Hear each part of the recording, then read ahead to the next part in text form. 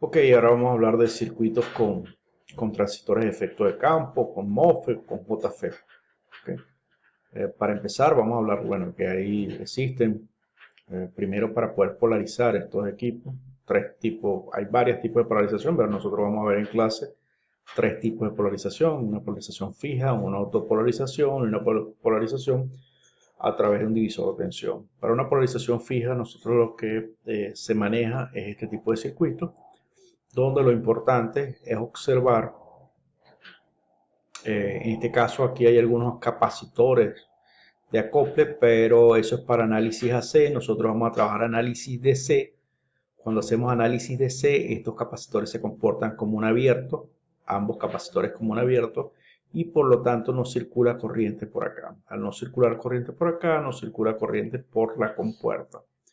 Y se dice que es polarización fija porque si no circula corriente por la compuerta, prácticamente no está circulando corriente a través de esta resistencia. Es decir, si nosotros aplicamos la ley de no, si por acá es un abierto, corriente igual cero, por acá no circula corriente igual cero, se supone que por acá, por la resistencia, no debería estar circulando corriente, pero si existe una conexión física entre esta fuente y la compuerta, es decir, entre el G y esta compuerta existe un menos VGG que se conecta a la fuente porque la fuente también está conectada a tierra. Entonces podemos ver que el VGS, la caída de tensión que hay acá entre la compuerta y la fuente, es igual al menos al VGG, es igual a esta fuente.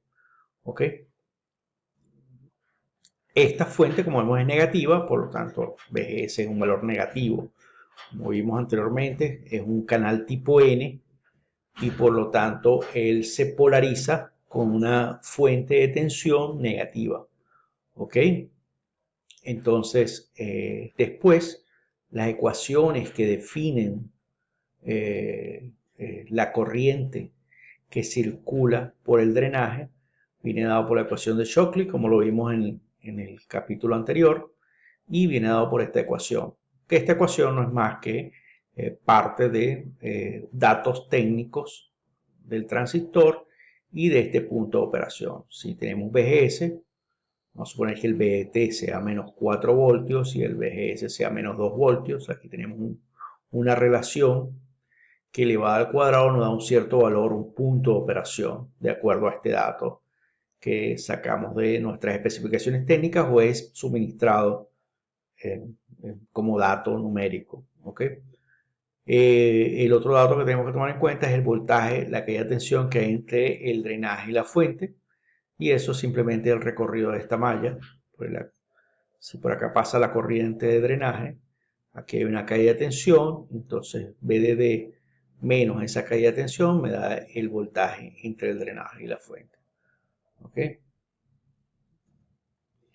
En el caso de autopolarización ya cambia un poco, ya que no, no vamos a tener una fuente conectado a la compuerta directamente, sino la estrategia que se hace es que se coloca una resistencia que provoca una caída de tensión en el lado de la fuente y por lo tanto al no circular corriente por acá prácticamente el VGS es la caída de tensión que ocurre en esta resistencia. Es decir, si por aquí pasa una corriente que es la corriente de fuente por esa resistencia es IS por RS, por ley de Ohm.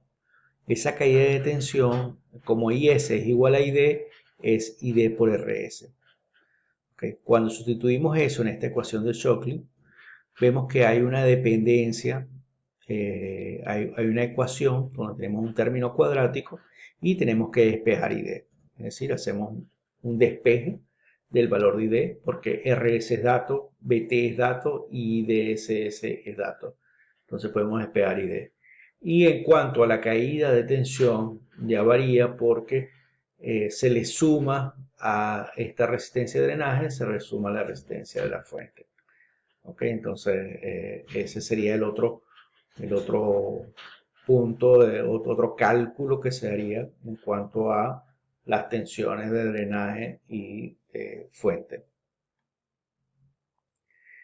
En el caso de polarización con diversor de voltaje, ya entonces ahí tendríamos que hacer, o sea, pues si por aquí no circula corriente, prácticamente este punto está conectado acá y la corriente que circula por acá es la misma que circula por acá y se tiene que hacer simplemente un divisor de tensión. Es decir, si este es VDD, por acá circula una corriente, el voltaje en este punto G va a ser igual a ese divisor de tensión, R2 por VDD entre R1 más R2, menos la caída de tensión que tengamos acá en IDRS. ¿Ok?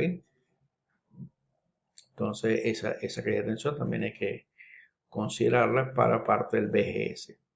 ¿Ok? Entonces aquí tenemos esta ecuación que la sustituimos acá y podemos calcular entonces el valor de ID y de con este término, despejándola de este término cuadrático. El valor de BDS también va a ser, va a depender de RD más RS. Es decir, hacemos esta malla, si por aquí circula ID y por aquí circula ID, entonces depende de RD más RS. Acuérdense que estos capacitores actúan como abiertos en el caso del análisis que estamos haciendo en continuo. ¿Ok?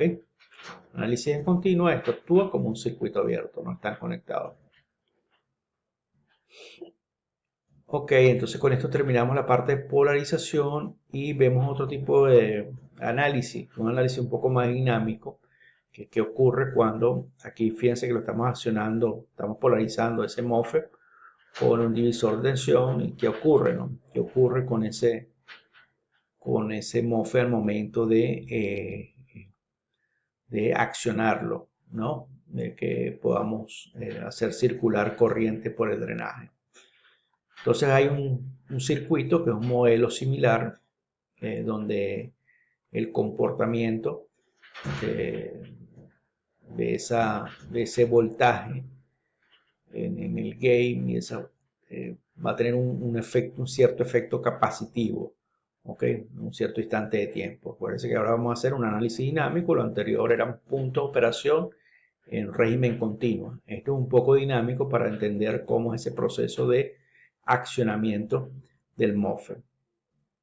Y bueno, podemos ver acá que cuando nosotros switchamos, el voltaje que aparece en el gate es el voltaje CC, ¿no? Este voltaje CC que está acá, que aparece entre este punto y este punto.